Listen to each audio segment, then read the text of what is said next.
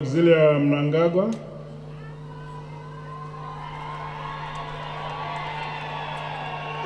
the Honorable Vice President, Honorable General Retired Dr. C.G.D.N. Chwenga, the Honorable Vice President, Honorable Colonel Retired K.C.D. Mohadi, the Speaker of Parliament, Honorable Advocate J.F.N. Mudenda, the President of the Senate, Honorable M. Chinomona, the Chief Justice, Honorable Justice Luke Malava, Honorable Ministers and Deputy Ministers who are here, families of heroes and heroines of the Zimbabwe liberation struggle, war veterans, war collaborators, ex-detainees, and restrictees. Your Worship, the Mayor of Harare, Councillor J. Mafume, the Chief Secretary to the President and Cabinet, Dr. Martin Rushwaya, Chairman of the Public Service Commission, Dr. Vincent Ungwe, Commander, Zimbabwe Defense Forces, General P.V. Svanda, Service Chiefs, Your Excellencies, members of the Diplomatic Corps, esteemed traditional leaders, Mazimambedu, Dinokuremekedzai, Baripano,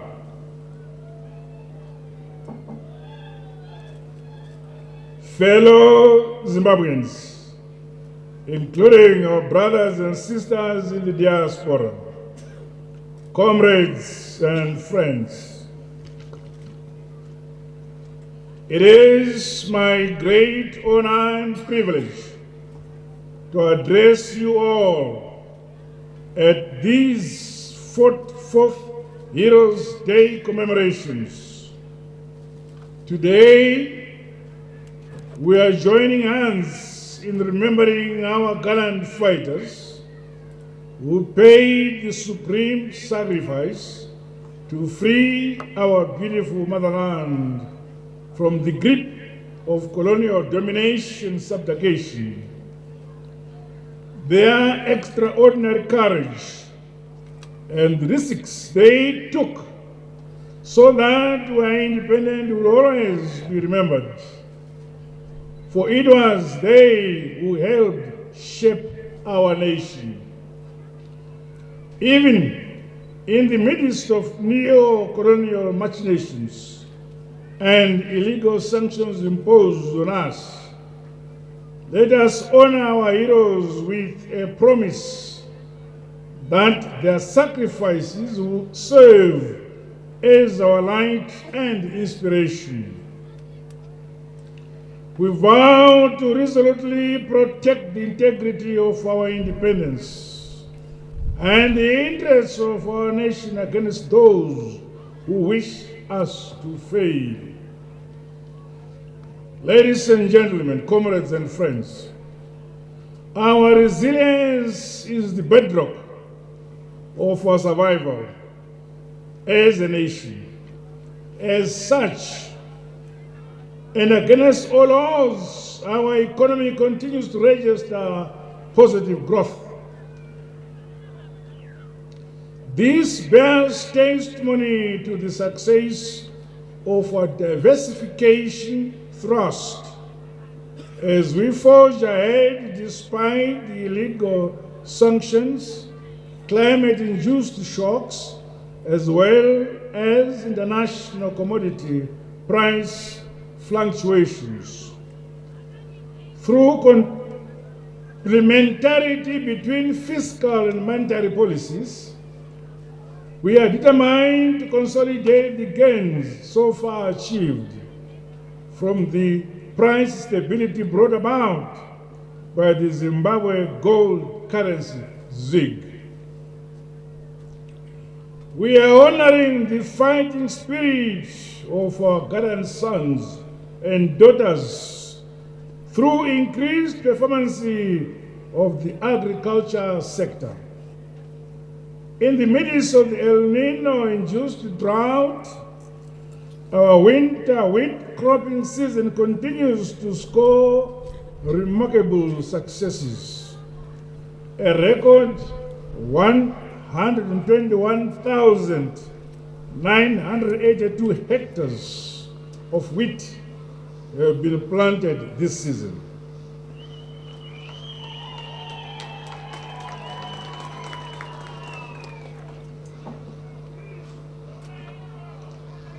Further, my government has already commenced rolling out preparations for the 2024-25 summer cropping season, which is expected to restore food security through increased production on the back of massive irrigation infrastructure, rehabilitation, expansion and utilization. Meanwhile, government is providing social protection for vulnerable communities and households to ensure that no one starves. My fellow countrymen and women, our mining sector continues to benefit from investment into new and existing projects. I exhort players in the sector to ensure that we drive maximum benefits from the precious minerals which our heroes fought for by value adding and beneficiating them. The role of the energy and the power sector in the socio-economic development through industrialization cannot be overemphasized. Low power production levels at Kariba Power Station are being offset by the Wange 7 and 8 expansion project, which now feeds a constant supply to the national grid. Among numerous power augmentation projects, 2 large solar plants with a total capacity of 250 megawatts are being developed and will soon be commissioned. Our manufacturing sector is expanding value addition beneficiation activities. This has seen manufacturing capacity utilization increasing to 53% and the creation of jobs which are yielding decent livelihoods. Micro, small and medium enterprises continue to scale up new heights in promoting women empowerment and community development and are playing a major role in the manufacturing and commercial sectors of our economy. With a view to enhancing productivity and competitiveness of micro, small, and medium enterprises, particularly those run by liberation struggle veterans, the Second Republic is prioritizing workspace provision through partnerships with pension funds, local authorities, the private sector, and development partners. We have since commissioned several safe markets and factory shells across the country. Government will soon undertake a comprehensive skills audit, which is expected to guide our investment towards upscaling skills delivery for optimal national economic performance. The focus will be on skills required for industrialization, business enterprise, as well as effective and efficient delivery of public services to citizens in modern times. The devolution and decentralization program is also addressing specific community needs through utilizing intergovernmental fiscal transfers.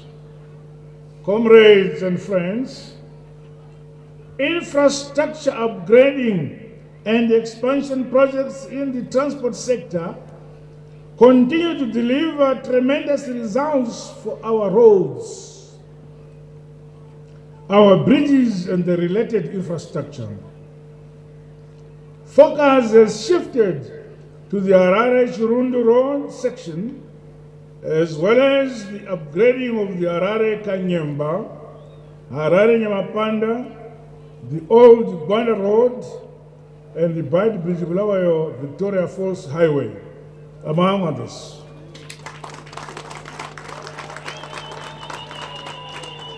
Also, there is remarkable progress at Mbudzi interchange south of Harare.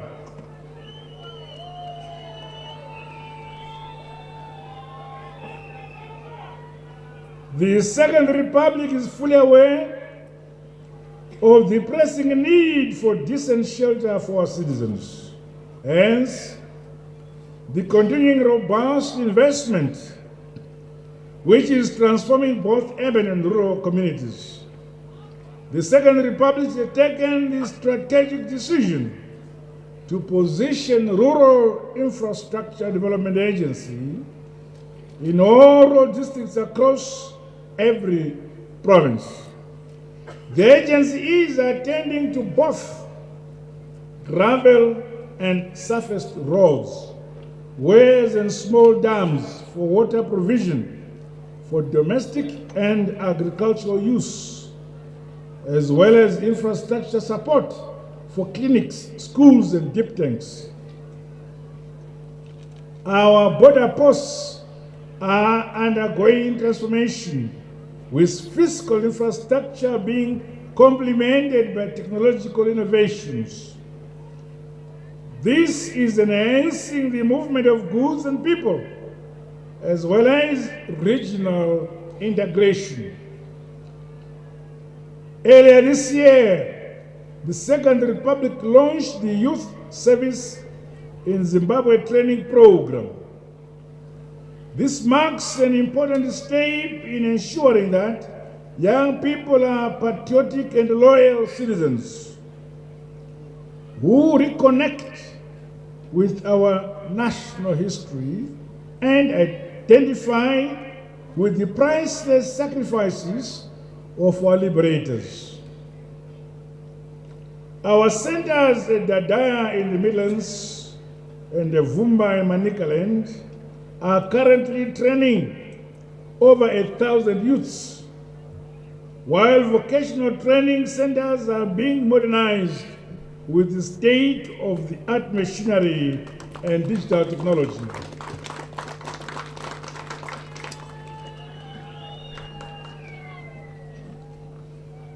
As we celebrate the achievements of our heroes and heroines, the Second Republic is committed to building a robust health delivery system that ensures the highest standards of care.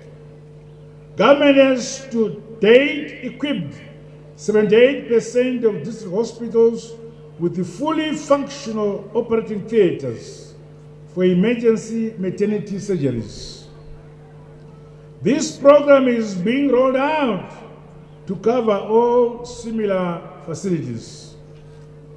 The crusade which we declared against drug and substance abuse targets a population that is free from the menace. Among a plethora of strategies, Government is focusing on sporting and arts infrastructure development, including in the rural areas where the majority of our people live. On that note, the Rafamoyo multipurpose court, which was recently commissioned in Gutu, will be replicated across all districts. The safety and security of women and girls in an independent and a free nation is of paramount importance. Hence, we are strengthening ongoing efforts to prevent gender-based violence. Cases are being handled swiftly and firmly in order to deter future offenders.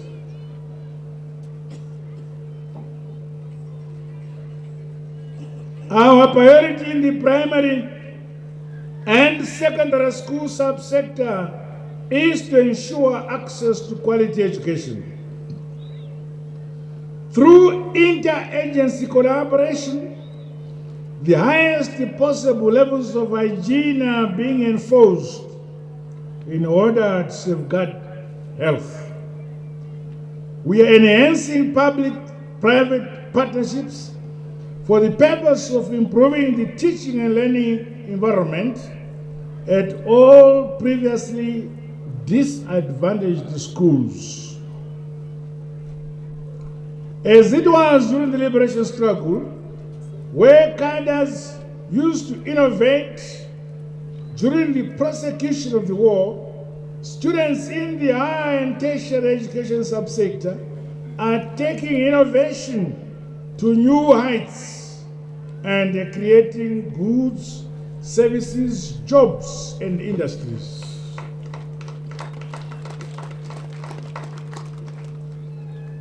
Our commitment to the digital technology revolution is a cornerstone for empowerment. As part of the enhancement of service delivery and driving economic growth in our economy. Hence, government is seized with initiatives such as the establishment of digital hubs in rural areas. This robust ICT program is expected to improve healthcare delivery, boost agricultural productivity, and create numerous opportunities for individuals, households, and communities towards achieving prosperity. My fellow countrymen and women, the nation for which our gallant sons and daughters paid the supreme sacrifice is richly endowed with breathtaking landscapes, wildlife, and a vibrant culture, all of which contribute to our status as the tourist destination of choice. Highlighting this, the tourism sector has been on a rebound. Recently, we successfully hosted the United Nations Gastronomy Conference, where our cuisine showcased Zimbabwe at its best. The United Nations Tourism Organization has since approved the setting up of the African International Culinary Arts Academy in our resort city of Victoria Falls.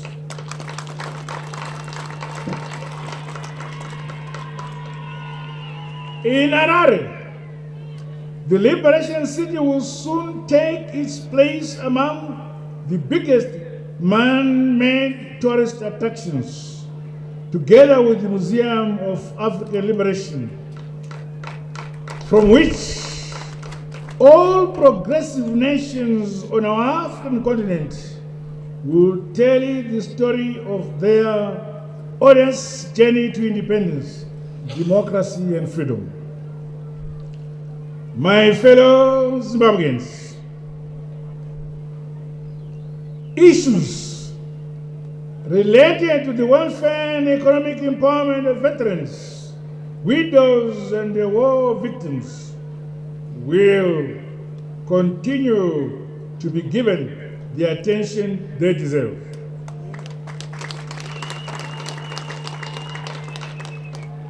In our endeavor to mold lasting national consciousness that defends, upholds, promotes our founding values, the Minister of Information, Publicity and Broadcasting Services has conducted research on our fallen heroes.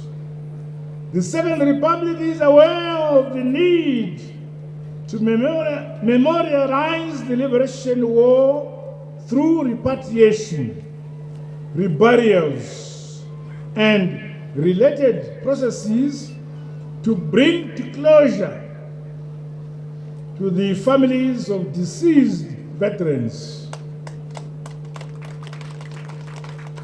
Apart from well-known bases such as Freedom Camp, Mukushi in Zambia, Nazona and Chimoyo in Mozambique, government is availing resources towards repatriating and reburying thousands of veterans who still lie in shallow and unmarked graves in and outside the country.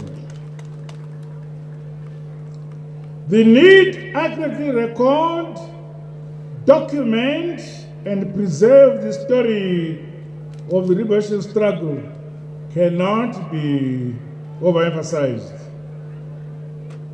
There are numerous records which are available both in Zimbabwe and in countries that supported our revolutionary war. These require collation, annotation, and electronic storage to facilitate its retrieval. The Department of National Archives of Zimbabwe is also exploring partnerships with families of nationalists to establish liberation heritage archives and the sites in all the 10 provinces of our motherland. The department has also compiled documentation of liberation heritage narratives with a special focus on the Kamungoma massacre site in Gutu, Bucha site in Lusape, and the former Zapas Assembly Point in Buera, among many others. The Minister of Veterans of the Liberation Struggle Affairs is expected to increase the visibility and awareness of their programs, inclusive of the benefits accruing to our veterans of the liberation struggle as well as their dependents. In addition, many injured war victims should be registered and compensated appropriately. The majority of widows of our heroes are not aware of their benefits, and some children are not in school and do not receive medical attention. We are therefore running awareness campaigns throughout the country, and the requests for assistance are being received.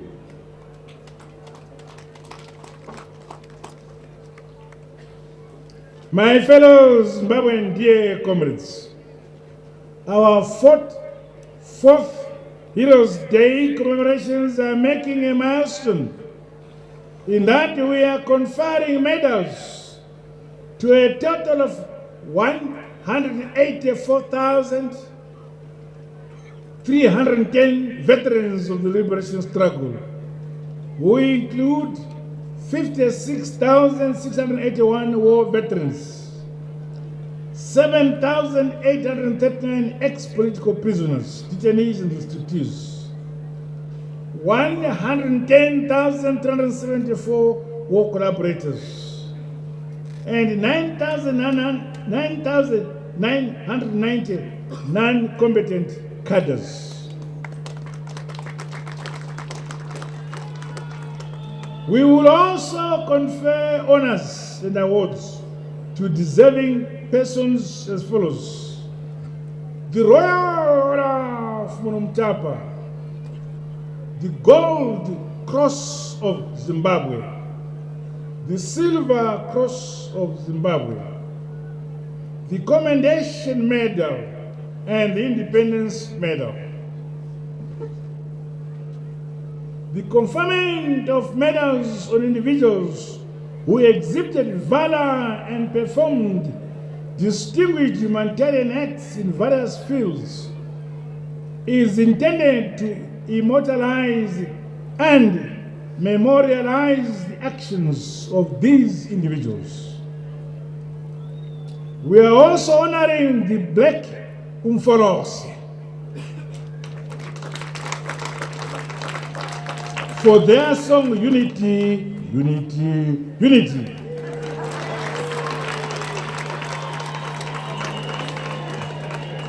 Which has stood the test of time. The song fosters unity in recognition of the fact that we are one people, one nation of Zimbabwe, despite our diverse geographical locations. From Plant 3 to Mtare, from Badi to Chirundi, we are one people, united by one national flag and one national anthem. Our democratic principles require sufficient dissemination of the Constitution. It is pleasing to note that constitutional advocacy sessions have now been conducted in all provinces of our motherland and cascaded to district level. In May this year, government conducted an induction and sensitization workshop for all chiefs on their newly granted role as marriage officers. The chiefs now have authority to preside over customary marriages and intervene in inheritance issues for the convenience of the general citizenry of their communities. Our commitment to efficient service delivery is unwavering. We are entrenched in performance contracting, and exercise has been completed at most of our top levels. The ultimate target is to ensure value for money from all office bearers in government, while enhancing accountability to the nation that we save. Over and above this, the Second Republic recognizes the important role and the selfless sacrifices being made by patriotic civil service officials towards the transformation of Zimbabwe into an industrialized and a knowledge-based upper middle country.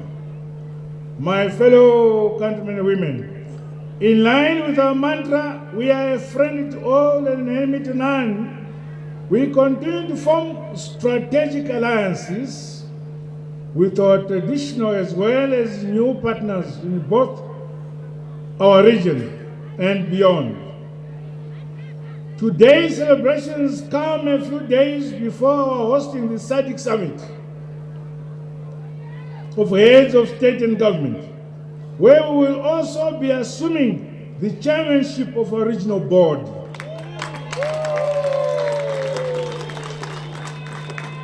Build-up events and activities have already commenced, including the SADC Industrialization Week, as well as the Standing Committee of Senior Official Meetings. I once again take this opportunity to thank all Zimbabweans for maintaining a peaceful environment across the length and breadth of our motherland.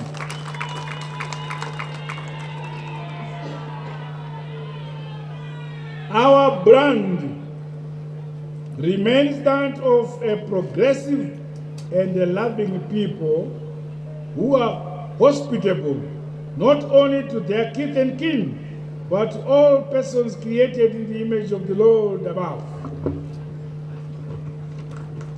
Let us all continue to make our visitors feel at home away from home, that we are one with them, and that they shall always be free to visit, whether on business or private affairs. That is the Zimbabwe that our departed liberators, whom we are gathered here to commemorate, would have loved to live in harmony, and always committed to the betterment of mankind. In conclusion,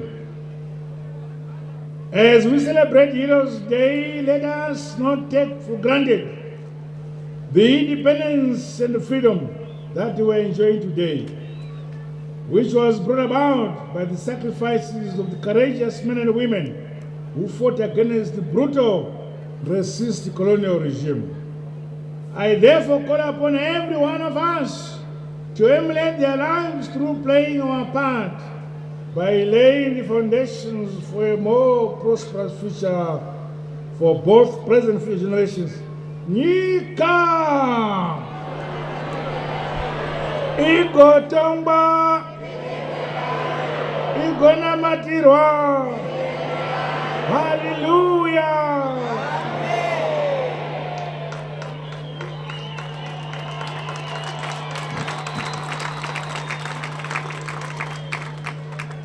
As we honor our national heroes today, may we not only look back with admiration at their profound sense of patriotism, but also look at the future of our country and its unrelenting longing for the same profound sense of patriotism. To the families of our heroes and heroines, let me once again commit my government to the furtherance of the principles that inspired thousands to take up arms in the liberation of this nation. Our determination to look after your welfare is unwavering, and we shall always be bound by the lofty values, servant leadership, patriotism, and loyalty, as our great nation continues its relentless march towards the attainment of Vision 2030. As we would chant from the trenches of the struggle, Aluta! Aluta! And victory! Victory! May the dear souls of our departed heroes and heroines rest in eternal peace. Long live our unity, long live our peace, long live our freedom, and long live Zimbabwe. Ngiyabonga.